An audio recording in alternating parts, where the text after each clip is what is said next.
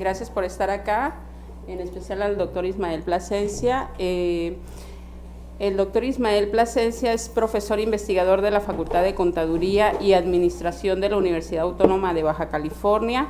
Es licenciado en Economía por la UABC, es maestro en Desarrollo Regional por el COLEF y es doctor en Economía por la UABC. Realizó una estancia postdoctoral en el COLEF, pero también en King's College en Londres, Inglaterra. Ha presentado conferencias y ponencias en la UNAM, en Flaxo, en la UABC, en Irlanda, en la Universidad de Limerick y en la Universidad de Meiji, en Tokio, Japón.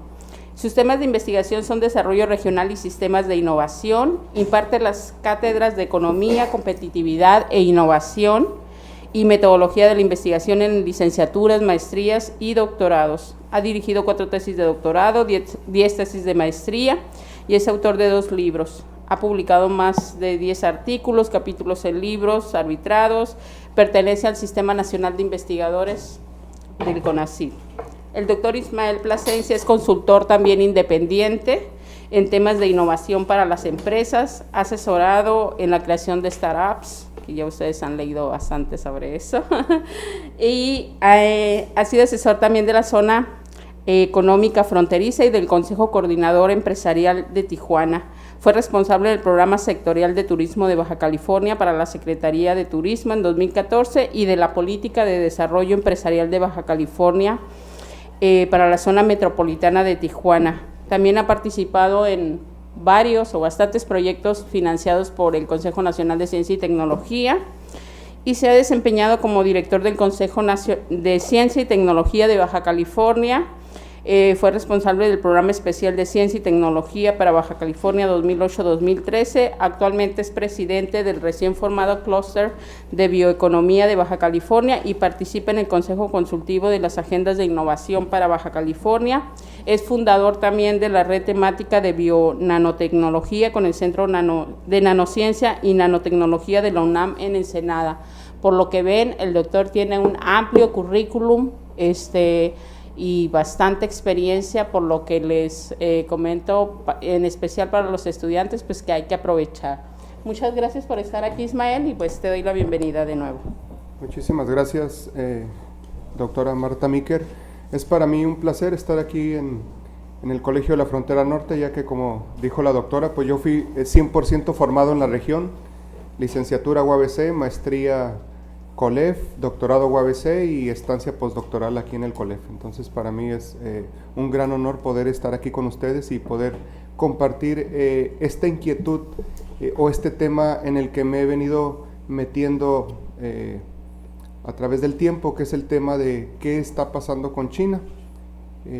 Ya hemos publicado algunos artículos y capítulos del libro con el doctor Jorge Carrillo, más en el tema del análisis sectorial con respecto a la electrónica. Pero ahorita me he estado metiendo un poco más a entender este modelo de desarrollo económico y estrategia de globalización. Recuerdo cuando era estudiante del COLEF, por allá en el año 2000, la generación 2000-2002, platicaba con algunos de los maestros porque veíamos los modelos de desarrollo, Japón, Corea del Sur, los famosos tigres asiáticos, Hong Kong, Singapur, etcétera. Y en las clases pues preguntamos, bueno, ¿por qué países como Corea del Sur, Taiwán podían salir adelante y México continúa rezagado? Y parte de la explicación que decían, bueno, no es lo mismo hablar de un país pequeño como Corea del Sur, como Taiwán, que hablar de un país como México, con en aquel tiempo 115 millones de habitantes, ahorita que estamos alcanzando los 130 millones de habitantes. Y el tema ahorita es cómo explicamos a China, ¿no? Un país que ha crecido de forma, llaman milagrosa, durante los últimos 30 o 40 años. Países como Estados Unidos tardaron 60 años en duplicar el PIB de sus habitantes. China duplicó el PIB de sus habitantes en 10 años y pasaron otros 10 años y lo volvió a duplicar. Es decir, lo que está pasando ahorita en China no tiene parangón en la historia de la humanidad. Es el único país que va a repetir como potencia económica después de haber sido potencia cuando construye la muralla china y se ensimisma y se encierra y vino la decadencia. China fue humillada por muchísimos países durante muchísimo tiempo. Ustedes recuerdan las famosas guerras del opio de Inglaterra. Entonces, parte de lo que vamos a ver aquí es, una vez que se constituye la República Popular de China, ¿qué ha pasado con ellos? Y la forma en la que haré mi presentación es más en términos de fotografías. En economía dicen que una gráfica dice más que 1000 palabras, y creo yo que una fotografía podrá plantear bien lo que ha estado ocurriendo con la República Popular de China.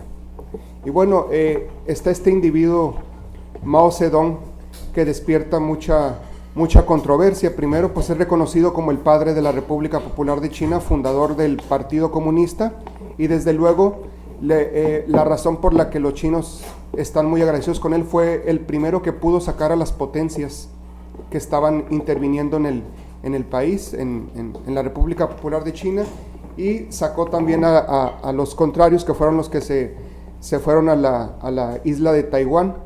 Pero también, si ustedes buscan en internet, en Google, pues aparece la palabra de genocida.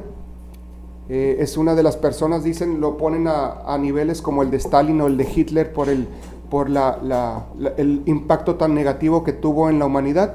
Y lo que hizo este individuo después de sacar al intervencionismo de países extranjeros en China fue que, bueno, él se proclamó marxista-leninista y empezó a implementar las políticas que se estaban aplicando en la Unión de República Socialista Soviética. Y pues todo mundo documentó o lo reconoce como cuando quiso dar este gran salto retomando un poco el tema de los planes quinquenales de la Unión Soviética y lo que él llamó el gran paso hacia adelante, el Great Leap Forward, que fue de 1958 a 1961, y que en diferentes estadísticas dicen que ocasionó la muerte de entre 20 millones y 50 millones de chinos en esta gran movilización que hizo para tratar de industrializar a China, convertirlo en el principal productor de acero a costa de lo que estaba ocurriendo en la agricultura. Entonces, prácticamente pues se criminalizó la propiedad privada, y pues como nosotros sabemos, en economía uno de los principales principios de economía es el tema de los incentivos. A los chinos prácticamente se les quitó el incentivo de ser productivos, y se organizaron en comunas, y fue desastroso. La producción no solo no aumentó durante este Great Leap Forward, sino que cayó por debajo de la producción que había en la China feudal, lo que ocasionó pues grandes hambrunas. Y aquí podemos ver fotografías de cómo los chinos estaban prácticamente muriendo de hambre, y el gobierno prácticamente era incapaz de satisfacer las necesidades. Las personas que estaban a cargo de las comunas pues muchas veces mentían sobre el tema de cuánto había crecido la productividad por temor a ser castigados por el partido. Después de este trágico evento histórico en China, pues Mao Zedong se le reconocía como el líder moral, pero se le hizo a un lado, y vinieron otras figuras del Partido Comunista en que quisieron avanzar China hacia adelante. Sin embargo, Mao Zedong, después de estar replegado finales de 1961, retoma otra vez el poder con la Revolución Cultural, y este fue otro trágico evento, otro de los eventos más sangrientos en la historia de China, que ocasionó, por lo menos ya más documentado por ser una época más actual, alrededor de 1.5 millones de personas murieron durante lo que se reconoció como la Revolución Cultural, que abarcó de 1966 a 1976, donde decían muchos, afortunadamente en el 76 falleció Mao Zedong y pudo otra vez tratar de reformarse el control. Entonces aquí les voy a pasar rápidamente algunas fotografías, porque fue el aleccionamiento que se hizo a los jóvenes. Como una sección del Partido Comunista lo había desterrado a él se fue a trabajar con los jóvenes, en donde se les empezó a leccionar, y pues vieron, aquí pueden ver jóvenes destruyendo parte de la cultura china, parte mucho el tema de la religión, porque algunos de ellos culpaban a la filosofía, por ejemplo, de Confucio. Decían, por culpa de Confucio vino una civilización como la de Mongolia con Genghis Khan, y pues pudo someternos, porque Confucio hablaba del tema de aspirar a los preceptos humanos superiores, a la paz, a la igualdad, etcétera. Entonces veían que parte del atraso de China había sido la filosofía del confucianismo, que después ahorita se vuelve a retomar con mucho ímpetu. Pero lo que sí había era un adoctrinamiento brutal. Aquí tienen el pequeño libro rojo escrito por Mao, que es el el segundo libro más vendido, editado y distribuido en la historia de la humanidad después de la Biblia. Lo ven aquí con una muchacha en 1967, una niña. Las demostraciones que había convocaban a los jóvenes y los jóvenes llenaban por miles la plaza de Tiananmen. Los niños, cómo tenían que aprenderse el libro de Mao Zedong. Y aquí los niños en las escuelas, pues están haciendo un despliegue de las habilidades militares que estaban aprendiendo en la escuela. Se manda a muchos jóvenes de las ciudades al campo para que enseñen a los campesinos a leer y a escribir, y pues lo que pudieran enseñar y lo primero que pudieran leer fuera el famoso libro rojo de Mao Zedong. Vemos cómo se estigmatiza la propiedad privada. Había chinos que por mala suerte tenían alguna propiedad en el campo que prácticamente pues no tenían capital y eran fuertemente estigmatizados, incluso castigados en público. Ven aquí a los niños con... todo esto quiso prender en Hong Kong, que como ustedes saben, cuando se pierde en las guerras del opio contra Inglaterra, pues Hong Kong pasa a formar parte del Imperio Británico. Hubo un intento de movimiento por parte de los chinos para empezar a poner propaganda de Mao Zedong en Hong Kong. Afortunadamente dicen no fructífero, porque estaban viendo cómo en Hong Kong el nivel de vida de los que vivían ahí estaba creciendo de manera exorbitante. Entonces pues fue un intento fallido por parte de la revolución cultural, a diferencia de en China, que no había edificio público o privado edificio de viviendas que estuviera lleno de propaganda de Mao. Aquí tienen una persona, como ha sucedido en cualquier otro país, como a lo mejor en Estados Unidos cuando se persiguió el comunismo, simplemente porque una persona fuera señalada por un grupo como una persona traidora, una persona que tenía propiedad privada, pues eran personas que eran golpeadas brutalmente y en algunas ocasiones asesinadas. Aquí iban a obras de teatro y lo que veían eran obras de teatro de adoctrinamiento sobre el comunismo. Y los niños, el uniforme que llevaban a las escuelas era un uniforme militar, porque era parte del adoctrinamiento, de la disciplina. Los coros de los niños cantando que eran los sucesores del comunismo y que eran buenos hijos de Mao. Entonces nunca se había visto en la historia de la humanidad tal despliegue de recursos para el culto hacia la personalidad. En todas partes, en todos los desfiles ustedes pueden ver fotografías de Mao Zedong. Aquí están personas a las que estigmatizaban por haber tenido alguna especie de propiedad y las paseaban por los pueblos para humillarlas. Trabajadores trabajando bajo presión para sacar el libro de Mao Zedong, que como les decía se distribuyeron 6.500 millones de copias entre 1964 y 75, y cuando se casaban las personas, pues ahí veían una ceremonia, también tenían que poner la fotografía de Mao Zedong, en donde decían que era doblemente felices y que era un símbolo del matrimonio. Aquí están los jóvenes enseñándole a los campesinos a leer después de las arduas labores o faenas del campo, y pues también algunos extremistas que a quien osaba criticar a Mao Zedong o al comunismo, pues simplemente era asesinado.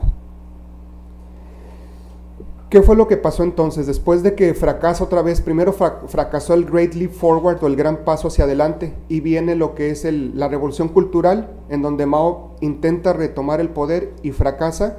Pues una vez que Mao fallece en 1976, vuelve a la escena el grupo de personas que lo habían intentado desterrar, y entonces dicen tenemos que impulsar una economía capitalista dentro de lo que es un sistema político comunista, y aparece en la escena este importante artífice de lo que es el milagro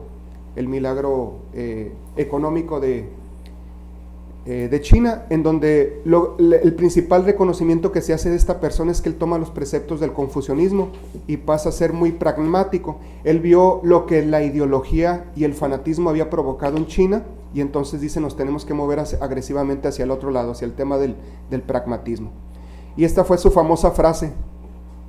Dice, no importa de qué color sea el gato siempre y cuando atrape ratones, porque cuando empieza a hacer reformas en China, en donde dice que es necesario, él se dio cuenta de lo que estaba fracasando en la Unión de República Socialista Soviética y no quería repetir el error. Vladimir Lenin se dio cuenta de que el leninismo no estaba funcionando, entonces Vladimir Lenin, antes de fallecer, trata de decir que se liberara el comercio entre los agricultores y campesinos, pero lo que era el Partido Comunista, pues se le echó encima a Lenin. Desafortunadamente para la Unión Soviética, Lenin fallece, llega Stalin, y las ideas que traía de reforma Lenin no las aplica, pero los chinos van viendo cómo no era el camino seguir el comunismo de la Unión de Repúblicas Socialistas Soviéticas. Entonces cambia totalmente el discurso. Ustedes vieron las fotografías donde se estigmatizaba la propiedad privada, todo mundo debía de trabajar para el Estado, y aquí cambia el discurso muy fuerte. Deng Xiaoping se convierte en el líder máximo y dice, bueno, tengo dos opciones, repartir pobreza o repartir riqueza, y la pobreza ya se ha repartido mucho, y empieza a cambiar el discurso en donde dice, si alguien obtiene riqueza y no se debe a la corrupción sino a su trabajo y el esfuerzo, es apropiado que lo haga. Y aquellos que merecen sufrir son aquellos que son flojos y que no tienen entusiasmo. Entonces ahorita ya está invitando a que se esfuercen por salir adelante. Y se hace una analogía de lo que llaman el pájaro en la jaula. Entienden ellos en este pragmatismo que tienen que ver en el mundo qué modelos están funcionando, cuáles son los errores de esos modelos y ellos desarrollar su propio modelo. Entonces era lo que ellos llamaban cruzar el río pisando las piedras de manera lenta, pero de manera segura.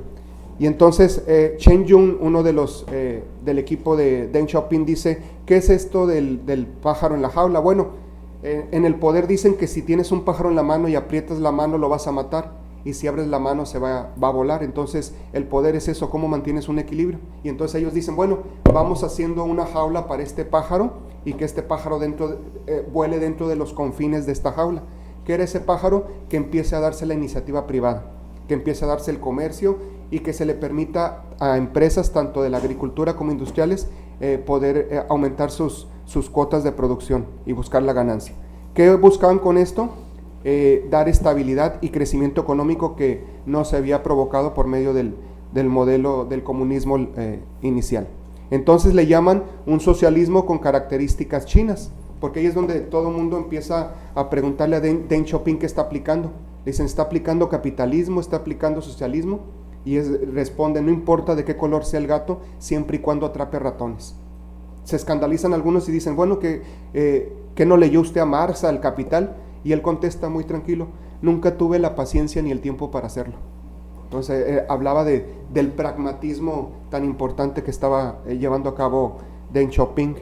Y lo que más le impactó a Deng Xiaoping y a su grupo, salieron a conocer muchos países. Recuerdo cuando estaba trabajando con el doctor Jorge Carrillo aquí en la maestría, leí un artículo de Expansión en donde decían que Deng Xiaoping con su comitiva visitó 3 ciudades, Tijuana, Ciudad Juárez y Mexicali, para analizar el modelo maquilador. Ellos lo que detectan es que el modelo maquilador en el desarrollo económico mexicano simplemente se había visto como una política laboral. Y entonces ellos visitan también Japón, entre muchos otros países, y lo que se hablaba entre ellos es, decían, ¿se fijan que la gente aquí en Japón se cambia a diario? Traen ropa distinta, hasta las mujeres que nos están acompañando en la comitiva se están cambiando a diario. Es decir, no únicamente les llamaba la atención los edificios, la infraestructura, sino la capacidad que tenían para cambiarse a diario y estar con ropa limpia. Entonces ahí es donde se hacen los cuestionamientos de Deng Xiaoping para decir, ¿qué estamos haciendo en China? Desde luego visita Hong Kong, visita Taiwán, Japón, y pues se da cuenta que ellos no podían seguir por el mismo camino. Tenían que terminar con el debate y se movieron del marxismo de Stalin y Mao a Hayek y a Friedman, que hablaban más. Incluso se invitaba a Friedman para que los asesorara. Y Milton Friedman, lo que les decía, tienen que abrir los mercados. Ya ha sucedido en otros países. Entonces decían, la reforma más importante fue la creación de los derechos de propiedad. Y a partir de las experiencias que tuvieron, sus visitas a Tijuana, Ciudad Juárez y a Japón, etcétera, pues ellos desarrollan lo que son las zonas económicas especiales. Empiezan en 1980 en las provincias de Guangdong, específicamente la ciudad de Shenzhen, que limitaba con Hong Kong, y en la provincia de Fujian, estaba cerca a Taiwán. Y entonces ahí es donde viene el pragmatismo. A ver, no podemos liberar todo China, pero vamos a hacer zonas económicas especiales como experimento. Vamos a ver qué sucede ahí, para ver si después esas políticas que están ahí dan resultados y podemos generalizar lo que está pasando ahí. Entonces, uno de los aspectos más importantes es que empiezan a hacer que las provincias de China compitan entre sí, les dan autonomía a las autoridades locales sin precedente para que tomen decisiones en términos de intercambio económico, comercio e inversión. Pero lógicamente, como ustedes saben, siempre que empieza un cambio tiene unos costos en el corto plazo, mediano plazo. Entonces empiezan a presentar grandes niveles inflacionarios y aprovechan los que se habían retirado, los críticos de Deng Xiaoping que estaban con Mao Zedong, aprovechan y empiezan otra vez, dicen, a movilizar estudiantes. Algunos estudiantes simplemente porque estaban pidiendo que se hiciera un gobierno más libre, más democrático, y pues aquí están las propuestas que, como ustedes saben, terminó en la matanza de Tiananmen en 1989. Otra vez dicen, el gobierno de Deng Xiaoping tuvo que recurrir, a pesar de no estar de acuerdo, a las prácticas de Mao Zedong porque no podía permitir que se saliera de control. Recordaba que en la revolución cultural de Mao Zedong se utilizó a los jóvenes para que los jóvenes castigaran a los adultos que se consideraban disidentes y a los propios maestros que en las universidades estaban pidiendo más liberalismo y más el poder expresar las opiniones.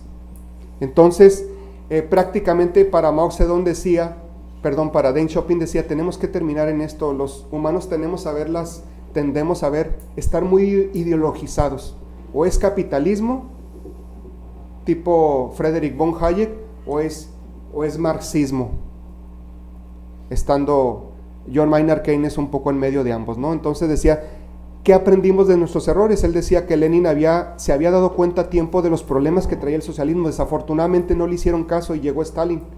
Pero también los chinos aprendieron de Gorbachev y su famosa perestroika. Dicen los chinos, cuando Gorbachev llega e implementa la perestroika en el gobierno y el gobierno se abre, lo que pasó fue corrupción. Exagentes de la KGB toman el gobierno y se enriquecen y se hace una nueva plutocracia donde los gobernantes del gobierno de ahora Rusia estaban prácticamente dilapidando los recursos de Rusia, vendiendo minas que valían miles de millones de dólares por millones de dólares para enriquecer sus bolsillos. Entonces ahí es donde el gobierno chino dice, tenemos que tener cuidado y no repetir los errores que está haciendo la Unión Soviética, primero en un principio en tratar de imponer el sistema socialista, comunista, y después cuando se abren los errores que tienen el gobierno, y entonces por eso dicen, vamos a controlar cómo se va abriendo la economía. Aquí está un artículo periodístico de investigación muy importante que les recomiendo su lectura, se llama The Land That Failed to Fail, que se publicó en el New York Times, en donde pues todo el mundo se seguía preguntando, decían, es que hay dos caminos, o China sigue creciendo y se va a tener que abrir democráticamente, o va a perecer, y sin embargo, dicen, todo el mundo sigue esperando a que esto ocurra, y China lleva más de 30 años creciendo, primero los primeros 20 años a dígitos de más de 2%, y posteriormente no crece a tal nivel, pero sigue creciendo muy por encima de la mayoría de las economías. Y entonces es importante entender este tema de la revolución cultural y del adoctrinamiento, porque hay una disciplina militar que reciben tanto los estudiantes como los trabajadores. Aquí pueden ver en esta fotografía, parece que es una fotografía de militares, y no, es de trabajadores de una empresa aeroespacial que usan uniformes militares. Entonces, dicen, en Occidente estaban seguros que el enfoque de China no iba a trabajar, y sin embargo siguen esperando a que China caiga. Yo recuerdo que desde que era estudiante en el año 2001, 2002, le llamaban a China el gigante con pies de barro, porque decían, hay unas ciudades muy desarrolladas en la costa y mainland China sigue con una gran pobreza de sus habitantes, pero vamos a ver cómo han ido sacando de la pobreza a millones y millones de chinos. Prácticamente resolver la pobreza en China era resolver la pobreza mundial. A principios de las zonas económicas procesadoras, el 80% de todos los pobres del mundo estaban en China. Entonces, cuando China empieza a sacar a millones de pobres, estaba resolviendo el problema de la pobreza. ¿Y dónde empezó esto? Pues de acuerdo a este artículo del New York Times, empezó en un bosque de bambú en Monganchan en 1984, donde se juntaron un grupo de personas que vieron que no estaba funcionando el modelo chino. Y la pregunta que se hicieron es cómo China puede alcanzar a Occidente. Y este era el equipo de personas que se juntaron, que estaban en el gobierno pero que estaban viendo que no funcionaba. Chu Jing, que pasó de ser periodista a la economía y se convirtió en un policy maker, y fue el primero que dijo, ¿cómo le hacemos para que las fábricas sean más productivas y para que no se asusten en el gobierno? Les vamos a poner cuotas a las fábricas donde les decimos, tú tienes que producir 1 millón de, vamos a decir, de pares de tenis, que es para que lo entregues al Estado, y lo que produzcas extra va a ser para ti, para que lo vendas como quieras y pongas el precio que quieras. De esa manera era la mezcla que estaban buscando para que esto funcionara, porque si decían, vamos a liberarlas, el Partido Comunista se les iba a echar encima. Y entonces, si seguían las cosas como están, pues estaban viendo que la productividad seguía por los suelos y que la pobreza seguía rampante. El otro, Wang Qishan, que lo ven aquí, se convirtió en un especialista en política agrícola, y lo mismo que se aplica en las fábricas se aplica en la agricultura.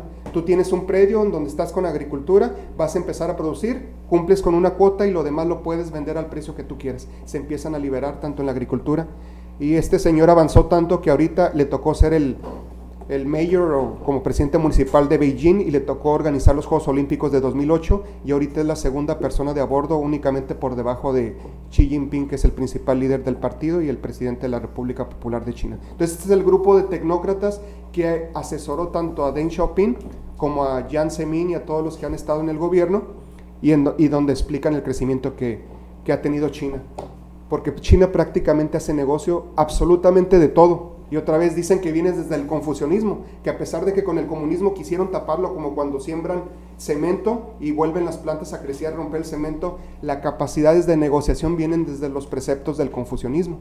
Entonces aquí ven, por ejemplo, que hasta el turismo rojo es una gran industria, es decir, chinos que se movilizan a otras provincias o habitantes de todas partes del mundo que van a visitar los landmarks y las estatuas de lo que era el comunismo de China.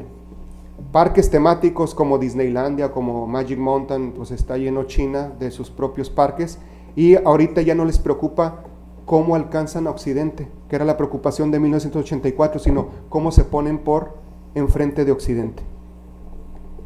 Ahorita China es el que tiene el mayor número de usuarios de internet, el mayor número de estudiantes en el colegio. Están sacando los chinos, tienen más estudiantes de ingeniería que todos los estudiantes de ingeniería que han salido en Estados Unidos. Hay más personas hablando inglés en China que el número de norteamericanos en su país, desde luego. Y entonces ahorita los chinos están trabajando en cómo poner a una persona en la luna. Como ustedes vieron, llegaron al lado oscuro de la luna, mandaron un satélite. Entonces quedaron atrás los tiempos en donde el gobierno chino decidía las fábricas qué hacer y cuánto deberían de hacer. Ahorita China es el principal productor de automóviles, con 26 millones de autos que está produciendo de manera anual. Y entonces dicen, el mundo pensó que podía cambiar a China, pero ha sido tanto el éxito de China y tan espectacular que ahorita China es la que está cambiando el mundo. Y ustedes pueden ver ciudades como la de Shenzhen, o esta ciudad aquí de Wuhan, en donde prácticamente hace 30 años no existía nada, y dicen las personas, cada que voy y cada que pasan 5 años y llego a esa ciudad, es prácticamente irreconocible lo que está sucediendo. Aquí un chino estirándose para jugar golf virtual, que es el dueño de un hotel. Los chinos que no se la acaban con la cantidad, ahora que es, antes todo mundo iba a China para ver qué podía comprar barato y llevarlo a sus países de origen a vender. Ahorita la mentalidad es, ¿qué le debes de vender a los chinos con el poder adquisitivo que han ido adquiriendo? Ya, como ustedes saben, por paridad de poder de compra es el primer país por paridad de poder de compra en términos de economía, y para el año 2027 va a ser el primer país en términos de lo que vale su economía por divisas. Los niños en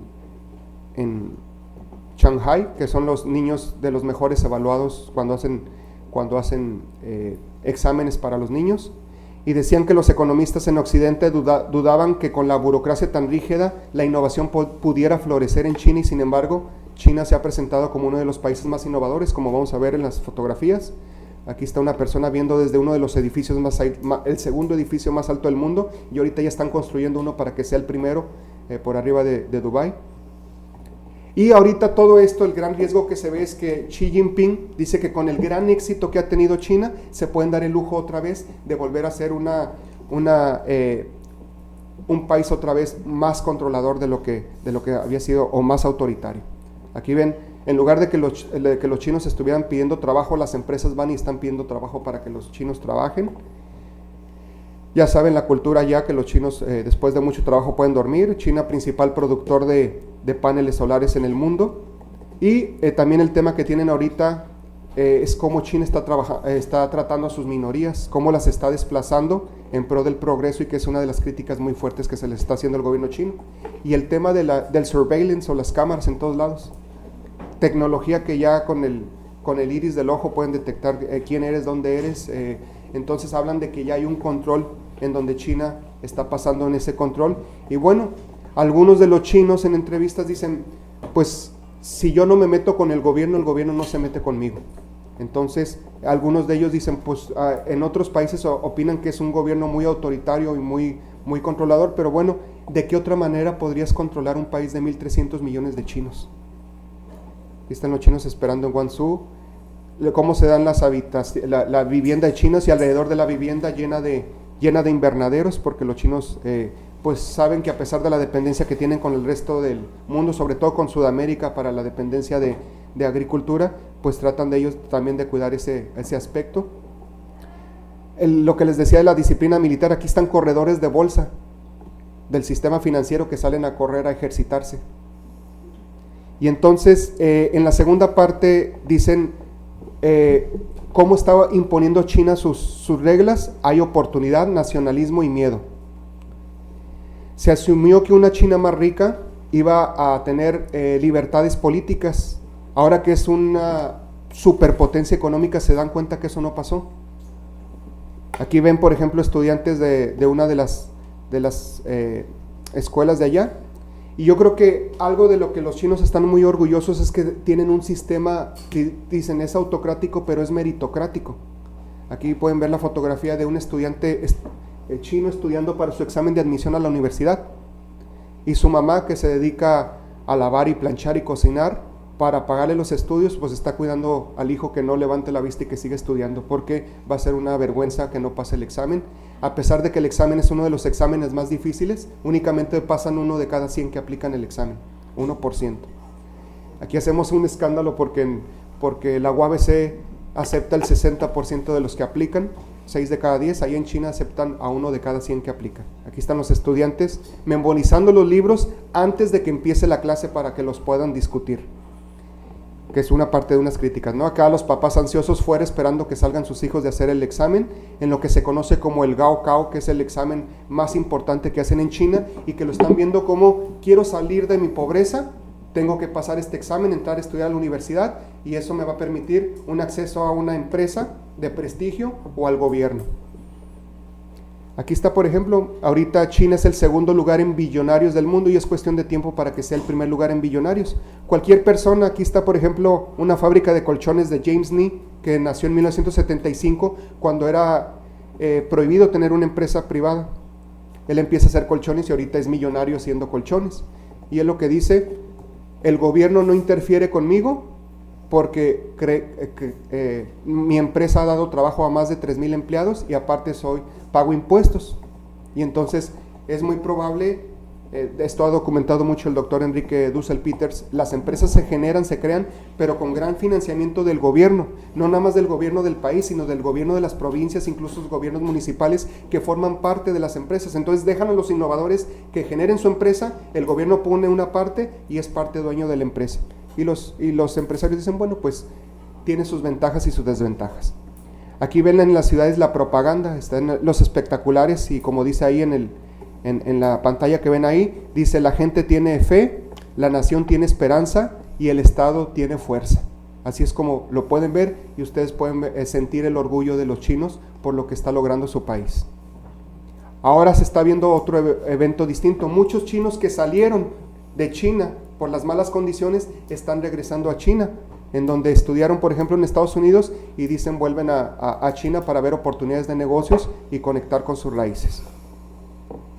Todo esto, que en sí mismo es interesante, hay que verlo desde el punto de vista también de China como potencia militar. China, dice, su poderío económico lo está respaldando con términos militares para el comercio, la diplomacia y la seguridad. Aquí vemos a cómo oficiales de una del gobierno visitan a una empresa, por ejemplo, de yogurt. Y aquí está lo que ahorita se prenden luces amarillas. China anunció en 2014, el presidente Xi, imaginen cómo acelera y cómo frena sin que nadie sienta las velocidades del tren. Cuando terminan los alemanes dicen, ya tenemos el prototipo, ¿quién lo quiere? Estados Unidos venía saliendo de la crisis de 2008, Europa no tenía dinero y China dice, vénganse para acá, yo lo necesito.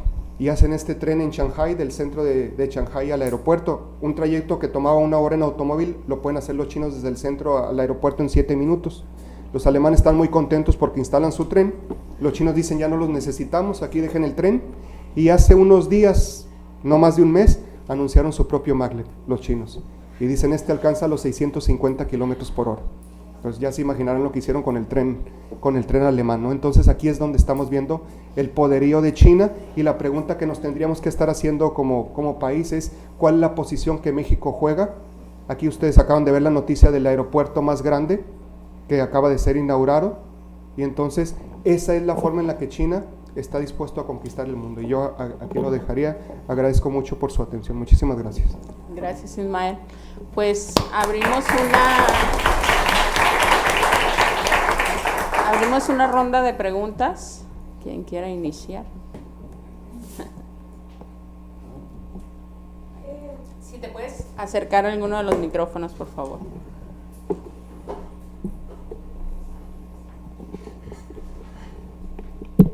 Hola, muy buenos días.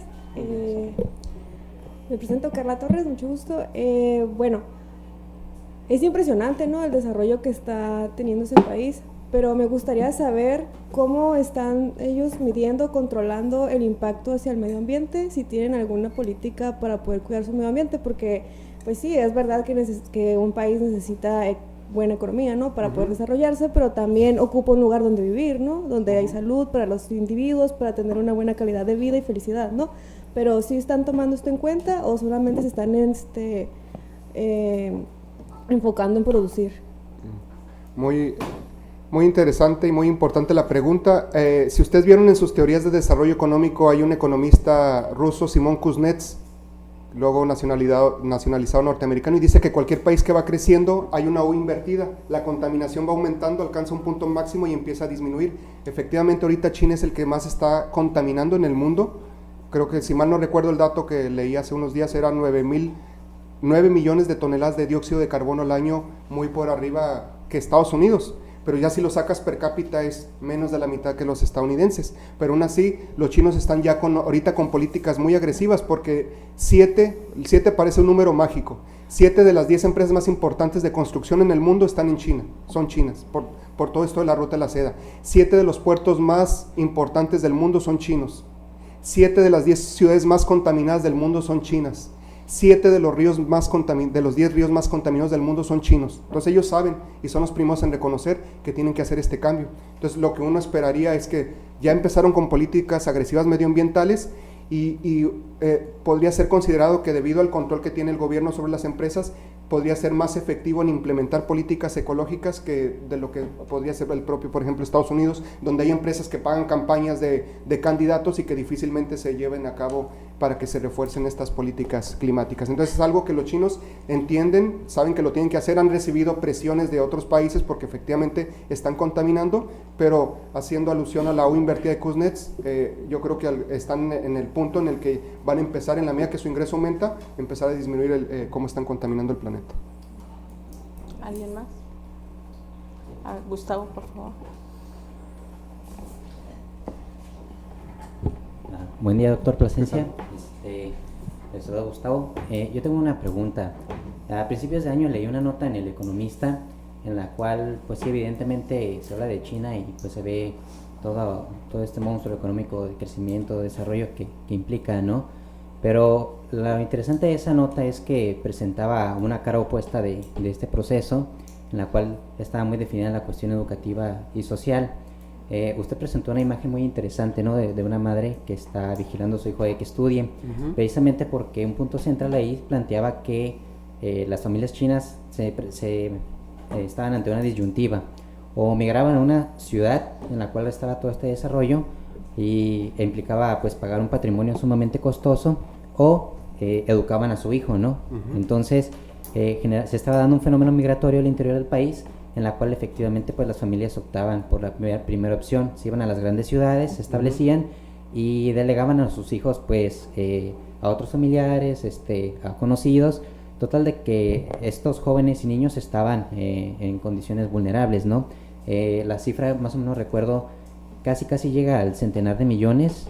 El gobierno chino sí implementó una acción, pero atendió una cantidad ínfima de todos estos millones, así que fue una acción sumamente somera y establecían que, bueno, sí, China está teniendo todo este crecimiento económico, pero ¿cuál es el costo social que esto implica de cara a futuro, ¿no? Porque estamos hablando también de una cuestión generacional que bien lo retratan ahí las gráficas, ¿no? Cómo se van dando todas estas tendencias, cómo confluyen distintos factores en función pues de alcanzar ese progreso. Entonces, aprovechando su experticia, pues yo le preguntaría si realmente existe esta cara opuesta a todo este proceso que usted está ilustrando. Ok. ¿Sí? Bueno, considero que esta pregunta es importante porque me recuerda a alguna persona ahora que he estado haciendo presentaciones sobre China, me dice, ¿qué estás promoviendo el autoritarismo chino? Le digo, no estoy promoviendo ningún autoritarismo. Lo que nosotros tenemos que entender es que China está llegando como potencia, China está teniendo un impacto muy grande en el mundo. Chile lo entendió hace muchos años, país sudamericano que dependía casi el 100% de sus exportaciones a Estados Unidos, y si ahorita analizan las exportaciones de Chile está diversificado, mitad hacia Estados Unidos y mitad hacia Asia, principalmente China, y nosotros aquí seguimos dependiendo de Estados Unidos en un 85% de nuestro comercio. Entonces aquí cualquier país, cualquier economía tiene sus ventajas y desventajas. Efectivamente el costo puede ser, si uno no conoce la historia puede decir que es elevado, pero si tú te vas antes, en el tema de las guerras del opio, donde eran humillados los chinos, nosotros nos tocó ver documentado lo que hacían los nazis con los judíos, pero lo que hicieron los japoneses con los chinos se fue igual o peor que lo que hizo Hitler. Entonces ha sido un pueblo que ha sufrido mucho. Entonces cuando hablamos de costos ahorita sociales y políticos, ¿qué comparación tendría eso? Porque hay una investigadora aquí que quiero citar, se llama Chang Weiwei, que es el fundador del Instituto de Estudios de China en la Universidad de Fudan, y él dice, muchos nos critican porque somos autócratas, y dicen que China se debe a que recibió el crecimiento, el milagro chino es porque recibió inversión extranjera directa, pero los países de Europa Oriental recibieron más inversión extranjera directa per cápita que nosotros, y no tuvieron el mismo éxito que nosotros. Dicen que porque somos autoritarios, pero hay países, desde el punto de vista de Occidente, que es autoritario, y países más autoritarios en América Latina, incluso países árabes, y no han tenido el mismo éxito que nosotros. Dicen que porque teníamos mano de obra barata, pero en África y en la India había mano de obra más barata que en China. Entonces, ¿qué explica China? En China lo que explica aquí de lo que habla es de un sistema de gobernanza, donde se tiene que poner de acuerdo, y él habla muy orgulloso, dice, hay un partido hegemónico, más de 1.300 millones de habitantes controlados por 9 individuos, son los que toman las decisiones. Pero para que un individuo como Xi Jinping llegue, tuvo que haber administrado provincias. Él administró 3 provincias con éxito y haber repetido en el término. Entonces imagínate, una provincia de esas tiene la misma cantidad de habitantes que México. Es decir, Xi Jinping fue gobernador de 3 provincias con la cantidad de población que tiene México. Entonces cuando hablamos de costos, dice, oye, que te esté cuidando el gobierno y que las cámaras, y allá se pierde una bicicleta y la encuentran. Me platicó una persona de México que estuvo en China, se le perdió la bicicleta, lo siguieron por cámaras, etcétera, y encuentran a la persona por una bicicleta. Aquí no sabemos qué hacer con los muertos en Semefo, aquí en Tijuana. Entonces la pregunta es, cuando hablamos de costos sociales, etcétera, efectivamente todo siempre tiene costos. La pregunta es si los resultados que estamos obteniendo son mejores, porque ya vimos que con el Great Leap Forward y con la revolución cultural fueron altos costos humanos y no salían de la pobreza. Entonces lo que uno esperaría con este éxito que tienen, y lógicamente que ellos como modelo saben que tienen que defenderse, hay tensiones muy fuertes, tensiones militares en el sur de China, pero en términos de costos sociales, yo considero como economista que siempre hay un costo que pagar. La pregunta es si los beneficios son mayores que los costos que se tienen que pagar. Gracias. Adelante. Pues muy interesante la presentación. Nada más preguntarle 2 cosas. Uno es el papel que jugaron los planes quinquenales en el desarrollo, en el modelo, más bien el desarrollo de China, y sobre todo en su crecimiento económico. Y la otra pregunta es cómo potencializar las relaciones México-China, ¿no? Porque por ahí hemos tenido altibajos y sobre todo, sobre todo en este contexto y un poco para depender menos de Estados Unidos en materia de comercio exterior, y también porque somos como competencia, ¿no? Hacia el mercado estadounidense, México, China. Y el otro tema, un tercero, es el tema de cómo China está invirtiendo en el BID, Banco Interamericano de Desarrollo, y cómo a través del BID se está introduciendo, ¿no? En un banco regional. Entonces muy interesante el tema y si sabía como más al respecto, ¿no? Entonces, muchas gracias. A ver, 3 preguntas. La primera era lo de los planes quinquenales. Los planes quinquenales fue lo que trató de implementar Mao Zedong, que los llevó al fracaso. Entonces ellos adoptan, cuando dicen, reconocemos que vivimos en un sistema complejo. ¿Qué es un sistema complejo? Que hay retroalimentación positiva o negativa. Entonces Jeff Bezos, el CEO de Amazon, lo dijo desde hace mucho tiempo: la empresa que va a salir adelante es la empresa que experimente. Y esto lo entendió Deng Xiaoping. Deng Xiaoping se dedicó a experimentar. Entonces, si bien podría haber una planeación en el papel, en realidad estaba experimentando, que fue lo que hizo con las zonas procesadoras para la exportación. Ellos vieron qué podían aprender, y cuando dijeron ya no queremos aprender nada de Occidente, porque en una de las fotografías que mostré se burlan de Occidente y dicen, ya vimos que por el lado de ustedes no es el camino, con la crisis de 2008. ¿Cómo llega a Estados Unidos esa crisis? ¿Por qué no la vieron venir? Y es lo que tratan de impedir los chinos por medio del control. Entonces, hay planeación, pero hay una planeación, podríamos llamarle, que se está cambiando de manera constante. Con respecto a la segunda, era cómo podríamos aprovechar el mercado. ¿Cómo potencializar como más la relación México-China? Ok, yo estoy promoviendo la creación de un centro de estudios de China aquí en la UABC. Enrique Dussel, el doctor Enrique Dussel lo entendió y desde hace más de 10 años creó su centro de estudios China-México en la UNAM. ¿Qué tenemos que hacer aquí? Tenemos que invertir en educación, mandar estudiantes de aquí a que vayan a China y que aprendan, y que vengan estudiantes de allá y que conozcan México. No va a haber otra manera. Desafortunadamente el tema educativo en México siempre es cortoplacista, y a esto hay que invertirle y es de largo plazo. ¿Por qué entender la cultura del confucianismo? Porque es la forma que tienen ellos de hacer negocio, el tema de la paciencia estratégica. Una persona que está acostumbrada a hacer negocios con un alemán o con un japonés o con un norteamericano se frustra cuando está haciendo negocios con los chinos, porque los chinos tienen otra mentalidad para hacer negocios. Pero hasta que entras en el tema del confucianismo y empiezas a entender la importancia que tienen estos conceptos, y si nosotros no sabemos a qué se refiere con eso, pues difícilmente va a tener éxito, va a haber mucha frustración. Pero por ejemplo, por el lado de turismo, el turismo, vi la nota hace 2 días, se duplicó en México el turismo en el último año. Entonces es muy poco el turismo que está llegando a México, pero otra vez, Tijuana es la única ciudad con vuelos directos en toda América Latina. La pregunta es, ¿qué podemos hacer en Tijuana y en Baja California para aprovecharlo? Baja California es el estado con mayor cantidad de chinos de todo México, en Mexicali y en Tijuana. Entonces hay elementos ahí, pero mientras no haya una política pública, algunos hablan de que en los grandes niveles Estados Unidos no deja que México se acerque más a China. Y yo lo que digo es, no podemos estar esperándonos a ver a qué nos da permiso el presidente de México o el propio Donald Trump, porque dicen, no, es que si nos acercamos a China se va a enojar Donald Trump, como si necesitara algo para que lo hagan enojar, ¿no? Entonces se me hace tonto. Nosotros, estando en Baja California, tenemos que ser más agresivos en tener una política nosotros local, regional, para nosotros conectar. Al final de cuentas, las conexiones se hacen a través de instituciones y de personas.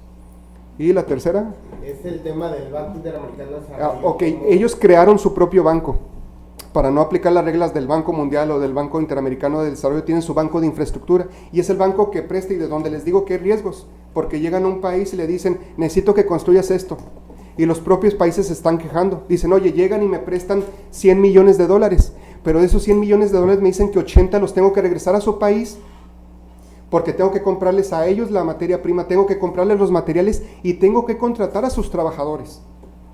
Entonces ahí viene el catch, ¿no? Pero pues si el gobierno es corrupto de Sri Lanka o de Pakistán, pues él lo que quiere es la comisión por el préstamo, ¿no? Entonces sí hay un gran riesgo ahí, porque China lo está viendo desde el punto de vista estratégico. Si les presto y lo hacen, gano, porque gano intereses y creo mano de obra. Están enviando los chinos. Y si no me pagan, pues me posiciono ahí, ya tengo otra posición estratégica en el mundo. Entonces, de esto es de lo que están alertando, y por eso digo, necesitamos conocer a China. ¿Qué está pasando con China? Porque como dijo Porfirio Díaz, no, pobre de México, tan cerca de Dios, tan lejos de Dios y tan cerca de los Estados Unidos. Estamos enfocados a Estados Unidos y nos va a tocar ver como generación, poco a poco, el descenso de Estados Unidos como potencia y el ascenso de China. ¿Sí? Jorge. Felicidades, Gracias. Ismael, me dio mucho gusto, bueno, que estás aquí y la presentación muy buena y además pues eres mucha energía. Es sin duda un caso fascinante China, y por lo menos en la última década, en las 2 últimas décadas, digo, no estoy seguro, pero me atrevería a decir que es el país más estudiado en el mundo. Bueno, solamente quisiera agregar dos asuntos a tu exposición. No se requieren, pero bueno, quizás creo que convienen. La primera es que parecería que estás presentando capitalismo versus socialismo, estás obviamente la transformación, pero realmente es un socialismo de mercado. Bueno, ¿qué quiero decir con esto? Hay que traer la historia de la diversidad de capitalismos para entender la especificidad de este lugar que es demasiado complejo.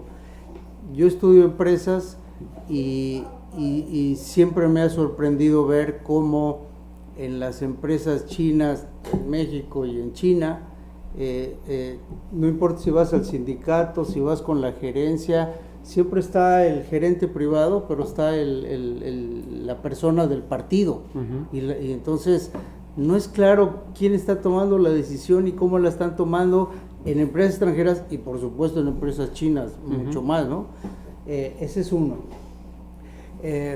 Trabajo con algunos grupos de investigadores y en el caso de Guangdong, pues es increíble, pero ellos no pueden incluso decidir cómo hacer algunas conferencias o no se atreven incluso a criticar en sus papers ni nada, porque hay una, pues si no represión, si un control. Entonces, lo que quiero decir es, hay mucha especificidad. Quisimos hacer el GERPISA ahí tiene las condiciones en la Universidad de Guangdong, la principal. No, imposible, porque es una burocracia que tiene que decidirse, ¿no? Muy arriba. Bueno, esta es una. Y la segunda es que sí es importante mencionar los dos polos, ¿no? El polo Beijing-Shanghái, muy importante y que fue el que más se dio a conocer en el mundo, y el otro que fue medio invisible, que fue precisamente Shenzhen, que fue invisible por mucho tiempo, y bueno, y entonces gran parte del éxito, de este éxito, por lo menos de exportación y de la fábrica mundial, que sucede en general en Guangdong, pero en particular en Shenzhen, no se debe solamente a una política del gobierno, el gobierno central y la provincia, sino tiene mucho que ver con los primos. Singapur, Taiwán, Hong Kong le metieron durísimo a la inversión ahí, durísimo, y los grandes parques industriales era con dinero de Singapur y de otros. Entonces, y claro, son chinos y hablan chino y son primos, por eso digo, son los primos. Entonces es importante entender estas circunstancias. Es como si los mexicoamericanos le hubieran puesto ojo a México y hubieran realmente metido inversión y sinergias. Aquí en ¿no? Tijuana. Pues en general, digo, tendríamos otra historia. Entonces es algo complementario. Sí, claro, muchas gracias. Sí, el tema aquí es por cuestiones de tiempo, es tratar de hacer un panorama muy general, y precisamente lo que quería destacar es que el pragmatismo de Deng Xiaoping era, ya olvídense, como también lo dijeron los alemanes, siempre estamos en una discusión, más Estado o más mercado. Una nación necesita tanto mercados fuertes como estados fuertes. Y entonces también de lo que he platicado con algunas personas especialistas en el tema, como el propio Dussel y algunas personas en China, es que cada provincia es diferente también, es como si fuera un país diferente. Entonces lo que sí se dio, que decían, es cuando se les da autonomía para que ellos tomaran decisiones en sus provincias. El tema es que tenían que dar resultados, porque pobre de ellos que no dieran resultados. Y como siempre decimos, ¿no? Nosotros ya conocemos los casos de éxito, ya cuando es éxito. pero quién sabe qué otras iniciativas hubo en otras provincias que no prosperaron, y uno es lo que documenta. Y con tu comentario que dices, sí, es un país muy estudiado, pero parece que en México como que no. Yo veo mucha frustración de Enrique Dussel, y eso que está en la UNAM y que está en el centro del país, y pues que dicen, nadie estamos analizando en China. Dicen, si alguien está en China o en Rusia y hablas con sus ciudadanos, ellos sienten que están en guerra con Estados Unidos. Aquí no tenemos ni idea de qué está pasando. Entonces sí es importante pues que nos metamos en este aspecto, porque queramos o no nos puede afectar. Hay tanto oportunidades como amenazas muy fuertes. Muchas gracias, doctor. Guillermo, Mabel y después Alejandro. Hola, doctor. Guillermo Ayala de MDR. Dos preguntas. La primera es, si bien el doctor Dussel siempre nos decía en la Facultad de Economía que los economistas teníamos que voltear a ver esos nuevos modelos que eran exitosos, como era el modelo chino, pero el reto era empezar a ver desde la política económica y desde los estudios de la economía cómo es que en caso particular de México podíamos empezar a generar nuevos estudios de la economía y a partir de ello nuevas políticas económicas. En ese sentido creo que para el caso mexicano hay ciertas variables que son fundamentales de invertir o de cambiar, ¿no? Por ejemplo, la primera, desde mi punto de vista, es la política monetaria. ¿Cómo es que México podría, bueno, primero, cómo es que China se diferencia o se ha diferenciado de la política norteamericana en términos económicos? Porque para el caso mexicano, por ejemplo, no podemos tomar decisiones en política monetaria propiamente hablando de la tasa de interés si no se hace un reajuste a la tasa de interés norteamericana, ¿no? Es decir, ¿cómo nos deslindamos y cómo ha sido la política china diferente en ese sentido? Y la segunda sería, ¿cuál es el verdadero costo en términos de trabajo de este éxito que ha tenido China? Es decir, si bien ha habido una disminución de la pobreza, podríamos decirlo en términos de ingreso, ¿cuál ha sido el papel que ha jugado específicamente el trabajo o los trabajadores y en qué condiciones se encuentran en este desarrollo que ha tenido China? Muy bien, con respecto a la primera pregunta, en términos de política monetaria, lo que pasó con China y con Estados Unidos es que lo que hay es una complementariedad. Si se revisan las finanzas internacionales, lo que se ve es que el 25% de la deuda estadounidense es de chinos. Entonces, no podemos decir tanto que hay una política diferente a la política de Estados Unidos, sino que hay algunos autores le llaman Chimerica, una quimera, donde está China y está América, y el grado de dependencia. ¿Por qué? Los chinos se pusieron a trabajar. Es una cultura del esfuerzo y por lo tanto premian la meritocracia. Los estadounidenses pensaron que porque habían ganado la Segunda Guerra Mundial ya tenían entitlement a ser de por vida ricos y felices, y ahorita están enfrentando esa realidad. Hay un documental que salió en Netflix que se llama American Factory, en donde ustedes pueden ver cómo si era una fábrica de General Motors, deja desempleados a los trabajadores, claro, los indemniza ya, pero eran trabajadores que sin mucho estudio estaban ganando $30 la hora en Estados Unidos. Entonces cualquier fábrica dice, ¿por qué le voy a pagar a un trabajador en Estados Unidos $30 la hora si en otro país me cuesta $5? Entonces llega una fábrica que hace parabrisas chinos, que es la que hace más parabrisas, y compra las instalaciones General Motors y contrata a los trabajadores norteamericanos. Y el trabajador que ganaba $30 la hora está enojado ahorita porque le pagan 14 o $16 la hora. Y el chino dice, qué mal agradecido, está desempleado y le estoy dando trabajo, y está enojado. Efectivamente, las condiciones de trabajo en China fueron durante mucho tiempo brutales, pero han mejorado. Sigue habiendo una alta tasa de suicidios, hay edificios donde todavía ponen redes porque los chinos se avientan y se suicidan. Insisto, hay un costo, nadie está diciendo que el modelo chino es el mejor, pero ahorita China dice, primero son mis ciudadanos, y ahorita dice, se está moviendo la inversión hacia otros países. Incluso hablan ahorita de que el continente africano es la China de China, en donde dicen, ya hay chinos que ya no están dispuestos a hacer lo que hicieron en periodos anteriores. Entonces, en ese sentido va evolucionando la mano de obra china a través del upgrading, están haciendo cosas más complejas, están ganando mejor, y por lo tanto también están exigiendo más en términos de vida y consumo. Y insisto, cada región va a ser distinta en China, cada provincia han pagado altos costos, pero por eso quería yo un poco documentar lo que pasaba antes, que pues prácticamente era peor en términos de desarrollo económico, ¿no? Mabel, después de Alejandro Paloma. Buenas tardes, Mar Romero MDR. Le quería preguntar sobre todo la cuestión de educación del acuerdo bilateral que está haciendo con China, en la cuestión de que ahora muchos estudiantes mexicanos impulsados por la Concanaco están yendo a hacer sus estudios de licenciatura y maestría justamente a China, en comercio electrónico, en ingeniería, en mecatrónica, en diferentes áreas. ¿Qué significa para México esta relación de que ahora jóvenes están yendo a estudiar para China, siendo que antes era normal que chinos se fueran a estudiar a Estados Unidos y no se invirtiera en un país como México? Bueno, como mencionaba, el tema educativo es muy importante. Es algo, sin educación no puede haber desarrollo. Y eso lo entendieron también muy bien los chinos, porque antes de crecer, siempre lo que se nos decía en países como México es, primero tenemos que crecer para mejorar la educación y la salud de los mexicanos.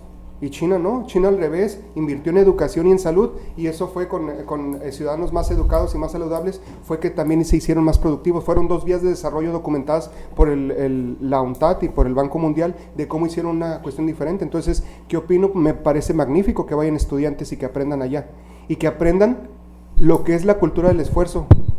Me han tocado algunos estudiantes chinos ahí en mi facultad, que llegaron aquí en la adolescencia y fueron creciendo y son excelentes estudiantes, muy aplicados. Han sido como 5 o 6, no puedo decir que con 5 o 6 desde luego voy a sacar conclusiones, pero uno de ellos, por ejemplo, que le di clases en la mañana y me lo encuentro en la tarde, le digo, ¿te cambiaste turno?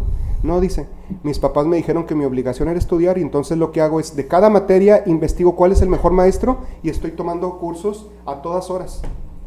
Yo pregunto, ¿hay estudiantes que cuando van a decidir la carrera, si van a ser contadores, administradores, saben cómo toman la decisión? ¿Cuál es el horario más cómodo? Entonces imagínense la diferencia. Entonces, citando a San Weiwei, dice, nos sentimos orgullosos porque aquí tenemos un sistema que puede ser criticado, pero aquí para llegar arriba se hace con meritocracia. En nuestro sistema está vacunado para que no llegue una persona como George W. Bush o como Donald Trump. Eso sería impensable en China. Entonces desde ahí estamos viendo pues la importancia del sistema meritocrático y la cultura del esfuerzo. Y ahorita que nosotros estamos diciendo, no, pues que si quieren entrar a la universidad entren sin examen de admisión. Sí, de por sí los que pasan el examen de admisión. Es que lo que pasaba ya justamente... Bueno, sigue. Ok, Alejandro. Ismael, igual te felicito por la presentación que nos haces y todo lo elocuente de la plática. En términos de modelo, yo creo que a nosotros nos sería de mucha utilidad, comparando este modelo con otros modelos que hay, que nos hicieras una reflexión sobre la replicabilidad del modelo chino en otros contextos, porque de lo que base a lo que comentas, mucho ha dependido de su historia, tradición, etcétera, y son cosas no replicables. Sí. Entonces, ¿qué tanto pudiera en otros contextos ser exitoso este tipo de acciones, ¿no? Precisamente citando a este académico muy posicionado, San Weiwei, que escribió su libro La Ola China, él lo que dice es que cuando se refiere al modelo chino no lo hace como para que sea un modelo que pueda ser replicable, sino que simplemente explica qué fue lo que pasó con ellos. Sin lugar a dudas que hay cosas que podríamos aprender, así como los chinos aprendieron, como decían, vinieron y estudiaron el programa maquilador, y ellos dijeron, esta es una política laboral, pero nosotros allá la vamos a hacer política industrial. Y fueron muy astutos. Había una empresa que quería invertir en China y le decían, vénganse para acá, les doy estas facilidades, terreno gratis, no pagas impuestos por 5 años, etcétera. Pero hasta que ya estaban instalados y habían hecho toda la inversión, decían, ahora tienes tantos años para ser proveedores. O había otra empresa que decía, me copió, voy a ir a la Organización Mundial de Comercio a acusar. No, te copió, pero lo vas a perdonar, no lo vas a demandar y aparte lo vas a convertir en tu proveedor. Y si no, sales del modelo chino. Entonces ellos tenían una gran capacidad de negociación que lo daba el segundo mercado más grande del mundo. La pregunta aquí es, ¿qué podríamos aprender de ellos? Yo he insistido durante mucho tiempo que un país que sale adelante, si nos vamos siempre a la causa raíz, es el tema educativo. Entonces aquí es donde yo siento que en México hemos claudicado y seguimos claudicando porque los políticos quieren resultados de corto plazo. Entonces, ¿qué podemos aprender de China? Pues está el tema desde cultural, desde el confucianismo y la forma de hacer negocios, y de su modelo, cómo aplican de manera diferenciada de acuerdo a sus regiones, porque lo mismo podemos decir de México. No podemos replicar en el sur o en el centro del país lo que se hace en el norte del país. es una pregunta compleja. Yo iría más por el lado de que lo que debemos de aprender es que no nos debemos de cerrar y no debemos de impulsar el nacionalismo, porque ahorita es lo que se está viendo como riesgo en los propios chinos. Dado el éxito que tuvieron por haber hecho una apertura, ahorita están cayendo en la tentación de volver a cerrar la economía, y eso en la historia del tiempo nos dice que no ha tenido buenos resultados. Entonces, precisamente por eso debe empezar la discusión y el análisis, para que nosotros a través de la discusión académica, pues digamos qué es lo que conviene, así como ellos en el bosque de Moganchan se hicieron la pregunta, ¿cómo vamos a alcanzar Occidente? Y cómo fueron experimentando para llegar a ese modelo. Es decir, nunca vieron que el modelo que estaban siguiendo era erróneo, que era el de la Unión de Repúblicas Socialistas Soviéticas, y dijeron, vamos a desarrollar nuestro propio modelo. Yo creo que eso es lo que se necesita en México, porque nos vamos en péndulos. No funcionó esto, y en lugar de buscar un punto medio, nos vamos al otro extremo. No funcionó esto, y nos vamos al otro extremo. Somos muy dicotómicos, o vemos las cosas en negro o en blanco, y hay que entender que hay matices y tonalidades de grises. Gracias. Buenas tardes, gracias por la plática. Yo tengo dos preguntas. La primera, hace unos días veía un documental donde precisamente se habla de la nueva ruta de la seda, y me parecía muy interesante, quizá por la índole de la maestría en desarrollo regional, esta cuestión que se ha generado en los países cercanos, en Pakistán, Kirguistán, y cómo se ha generado un fenómeno de desplazamiento de los habitantes de estas regiones, porque a la construcción de toda la infraestructura que implica la interconexión de la nueva ruta, pues los chinos llevan su maquinaria, pero también llevan a los trabajadores, empiezan a crear edificios para que puedan habitarlos, y ha habido como una tendencia del desplazamiento de los mercados y las actividades de los locales orientados ahora hacia un mercado chino.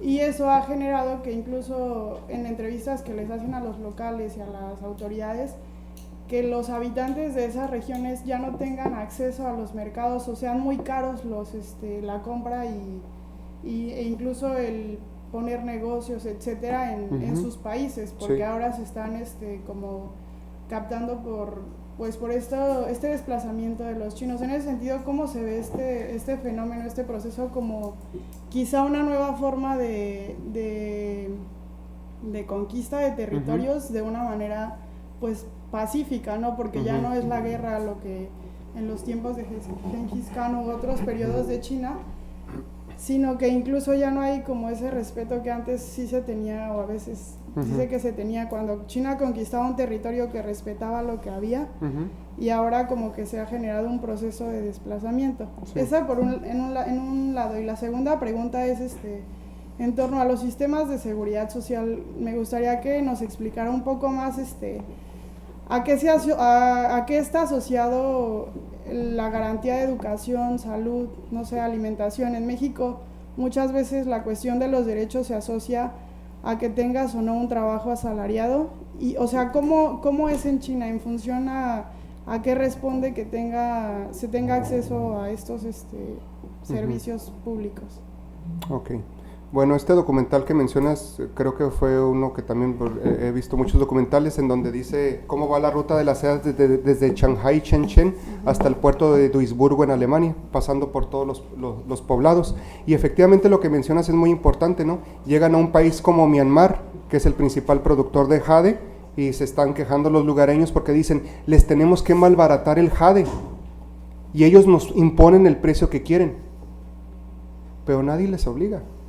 Entonces el tema, insisto, nosotros podemos tener una posición proactiva hacia China, cómo aprovechamos y hacemos negocio, o de perdida entenderlos para tener una posición defensiva, porque efectivamente, como tú muy bien dices, hay lugares a donde llegan a depredar también como imperio. Hay que entender que un país va a tener sus cosas, y su modelo va a tener sus cosas buenas y sus cosas malas, y de ahí la necesidad de que nosotros estemos preparados para eso. Esta parte es muy importante, porque como decíamos, Baja California tiene una posición estratégica y es la puerta de entrada para el continente, para América Latina, para México, y tenemos que estar preparados. ¿De qué va a depender nuestra capacidad de negociación? De qué tanto conozcamos a los chinos y cómo podamos negociar con ellos, porque entre más pobre es el país, más está sintiendo los efectos. No llegan a una playa, como dicen ahí, de Malasia, si mal no recuerdo, compran edificios, están construyendo sus propios edificios, y las playas, en lugar de que haya turistas de Malasia, son turistas chinos, porque los de Malasia quedaron totalmente aislados de lo que podrían ser sus propios recursos naturales, ¿no? Entonces, de ahí la insistencia de que tenemos que conocer el fenómeno de China para ver cómo nos vamos a enfrentar cuando llegue. Ya está llegando, ya está comprando empresas, ya nos tocó aquí la compra de la empresa de Sharp japonesa con Hinsense, comprando en parques industriales. Entonces viene la pregunta es, ¿qué tan preparados estamos para negociar con ellos, ¿no? Y con respecto a tu pregunta, no soy especialista en el tema de cuestiones laborales, bueno, no soy especialista en nada, pero en el tema de cuestiones laborales de China, ellos... precisamente el confucianismo, el tema del patriarcado es muy fuerte, el de que los hijos todavía ayuden a los padres, entonces es como la forma que ellos tienen, pero donde también el Estado ha tenido un papel cada vez más de intervención, y las propias empresas, como decía el doctor Carrillo, no está muy claro qué tanto es empresa y qué tanto es gobierno, lo que se conoce como State-Owned Enterprises. Dependiendo de la provincia, el gobierno puede ser dueño del 60% o del 40% o del 20%, y ahí van viendo qué tanto implementan en términos, cuando hacen reuniones para los trabajadores, pero las fábricas también tienen que hacer reuniones para los papás de los trabajadores, tienen que estar integrados en la toma de decisiones. Entonces, desde ese punto de vista, como que ha sido un modelo muy familiar en términos de que son los hijos, y ahorita saben el problema grave por el que están pasando, porque hay muchos chinos que no tienen con quién casarse por la política draconiana que se aplicó de un solo hijo, y que cuando las familias chinas sabían que iba a ser niña, la abortaban. ¿Cómo se dieron cuenta de esto? Porque por cada 100 niñas que nacen 105 niños en términos demográficos, y en China llegó a alcanzar tasas de hasta 126 niños por cada 100 niñas. ¿Qué pasaba con el diferencial? Pues simplemente no lo estaban teniendo por el costo que tenían y porque querían que fuera hombre, para que el hombre les ayudara en el campo y posteriormente para su vejez. La última. Gracias, buenas tardes. Quería preguntar cuál es la posición del Estado chino hacia las empresas chinas o con mayor capital chino versus las empresas extranjeras o que tienen más capital extranjero en términos de regulación, es decir, si hay una diferencia hacia los extranjeros, y también si las empresas extranjeras tienen una visión distinta, sobre todo de cumplir la regulación, por ejemplo, ambiental en China, dentro de China. Bueno, ¿cuál sería la diferencia entre las dos? Y la siguiente pregunta es en términos de los paradigmas económicos, es decir, dado el éxito que ha tenido el modelo chino, sí podemos confirmar la teoría de la curva ambiental de Kuznets, del hacerse rico para luego hacerse verde, o habría espacio todavía para nuevas visiones de la economía como el degrowth o el ecological economics o algún otro tipo de modelo. Ok, insisto con respecto a lo primero, yo creo que no importa lo que han documentado, lo que me ha tocado leer de empresas extranjeras, es que las empresas extranjeras fueron engañadas. Muchas empresas cerraron aquí en Tijuana con la crisis de 2001 y se fueron allá porque les prometieron que era el paraíso. Entonces, pues los chinos están infiltrados en todos lados. ¿Qué quiere decir esto? Hay empresas que dicen, me arrepiento de haberme llevado mi planta a China, la debí de haber dejado en México. En México no nos copia nada. En México hay una mano de obra obediente. Los chinos fueron muy pragmáticos, dijeron, no vamos a competir ni alcanzar Europa ni alcanzar Estados Unidos jugando con sus reglas, tenemos que jugar diferentes. Fueron estratégicos. Y para que, un poco para decir de qué estamos hablando aquí, es este portaaviones que ven ustedes aquí, es un portaaviones que compraron a Rusia, casi como chatarra, hicieron el engaño como que era un empresario billonario chino y que lo iban a convertir en un casino porque los tratados impedían que cruzara, por ejemplo, por el canal de Suez, etcétera. Entonces, pues lo que querían era la tecnología. Llega el portaaviones a China y ya están haciendo como 10 portaaviones de este tipo, ¿no? Entonces, eso habla de que aunque llegue una empresa extranjera a China, no significa que la empresa va a hacer lo que quiere o que se le dieron facilidades. En un principio, se les dieron facilidades para que llegaran, pero dicen la política de abrir las puertas como para que entren los borreguitos, y ya que estás adentro, las cierras y haces lo que te digo, si te conviene o si no. Ya cuando hiciste inversiones millonarias, pues difícilmente ibas a decir Jeep, no, pues voy a cerrar mi planta porque no, pues ni modo, pues voy a aceptar lo que me están diciendo porque aparte quiero venderles Jeeps a los chinos. Y con respecto a la pregunta, sí hay una preocupación porque los chinos, altamente controlados, la nueva generación de chinos que se sienten exitosos, quieren gastar su dinero. Y entonces están gastando muchísimo dinero y lógicamente sabemos que eso tiene un costo muy fuerte en el planeta. Entonces siempre el gran reto con la curva de Kuznets es qué tanto va a tardar en que esta curva disminuya. Ya se están implementando políticas en China, políticas como plantar árboles, de manera que si ponen al ejército a plantar árboles, que es el mayor ejército del mundo, pues se deben de ver resultados visibles.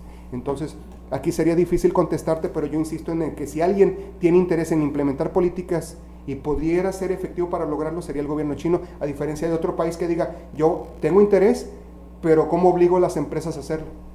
En China es lo que el gobierno dice, no es saber si quieres hacerlo, se hace porque se hace. Y ahí es donde, dicen ellos, es nuestra ventaja de tener un gobierno más autócrata que democrático, porque si fuera democrático, nuestro líder sería un campesino, lo que ellos dicen. Pues muchas gracias, Ismael. El Colegio de la Frontera Norte otorga la presente constancia al doctor Ismael Plasencia López por su participación en la conferencia Modelo de Desarrollo Económico de China y Estrategia de Globalización. Muchas gracias. Excelente.